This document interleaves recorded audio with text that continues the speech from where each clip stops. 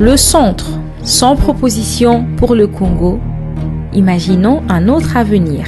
La première des missions des gouvernements, la première et la plus pressante, c'est une mission régalienne. La sécurité des personnes et de leurs biens, la sécurité et la protection de l'intégrité territoriale. La problématique de la sécurité se pose en RDC avec acuité depuis plus d'une vingtaine d'années. Quelles sont les approches qui pourraient paraître les plus efficaces? La solution définitive ou absolue n'existant pas, le centre a néanmoins, dans son rôle de force de proposition, réfléchi et soumet à l'opinion ces quelques idées, ces propositions. Au plan sécuritaire, il y a pour n'importe quel pays au monde un principe de base.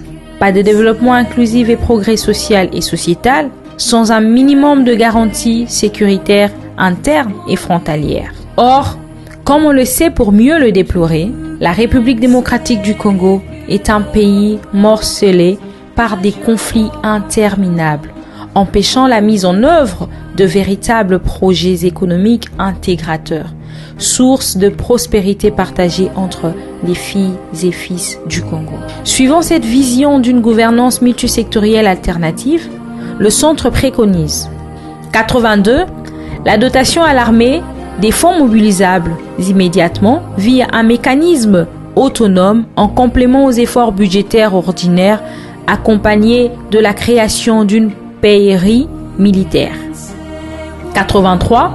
La mise en œuvre d'une politique militaire d'exploitation du savoir de l'armée dans les domaines des infrastructures, de l'éducation de base et de l'agriculture. Génie militaire, génie agricole, prytanée militaire. 84. L'institutionnalisation d'un Conseil supérieur de la défense. 85. L'amélioration de la dotation des forces de sécurité et des renseignements en armes non létales. 86.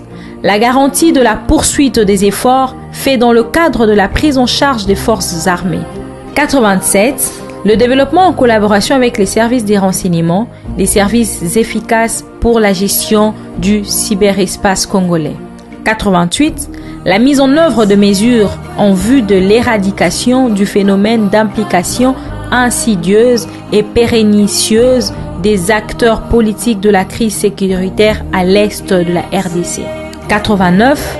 La mise en œuvre d'un programme actualisé d'éradication des délinquants juvéniles, Kuluna.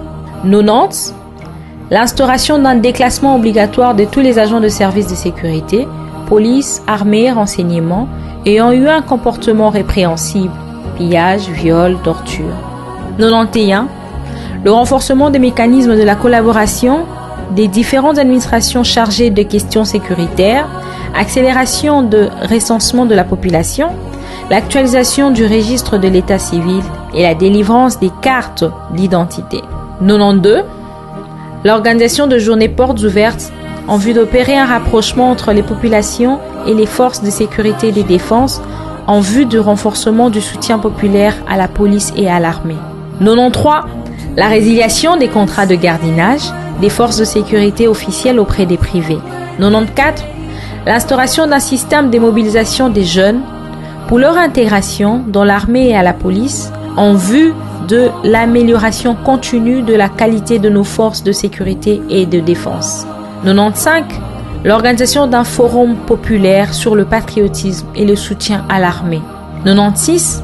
La formation rapide d'unités d'élite supplémentaires pour accompagner l'effort de guerre à l'est de la République démocratique du Congo. 97. La mise en place d'une politique nationale pour le développement de l'industrie militaire congolaise. 98.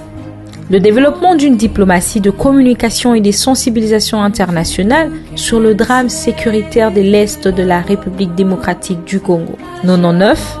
Le renforcement des renseignements militaires en vue de la maîtrise des circuits économiques et autres des forces rebelles de l'Est de la République démocratique du Congo. 100. L'établissement des partenariats militaires efficaces avec d'autres puissances militaires n'ayant pas d'intérêt géopolitique contradictoire avec ceux de la République démocratique du Congo. Rassemblons-nous et donnons à notre pays la chance de se reconstruire.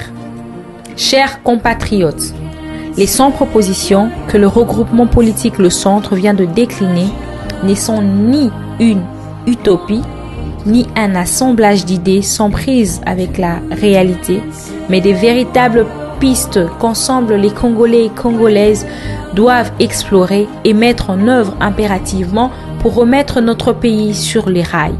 Si certaines d'entre elles peuvent être discutées parce que politiquement polémiques, d'autres en revanche s'imposent avec la clarté de l'évidence. En effet, il ne saurait y avoir de débat quant à la nécessité de remettre notre système éducatif et notre système sanitaire sur pied. Il ne saurait y avoir de désaccord entre les Congolais quant à l'impératif de recréer du lien social et permettre à chaque Congolais de vivre avec le minimum. Il ne saurait y avoir de clivage entre nous quant à l'impérieuse nécessité de construire la paix, de sécuriser et de pacifier durablement notre territoire et notre pays. Nous sommes aujourd'hui à la croisée des chemins et nous n'avons plus le droit de nous tromper. Nous n'avons plus le droit de demeurer dans des impostures qui confinent à de l'imposture.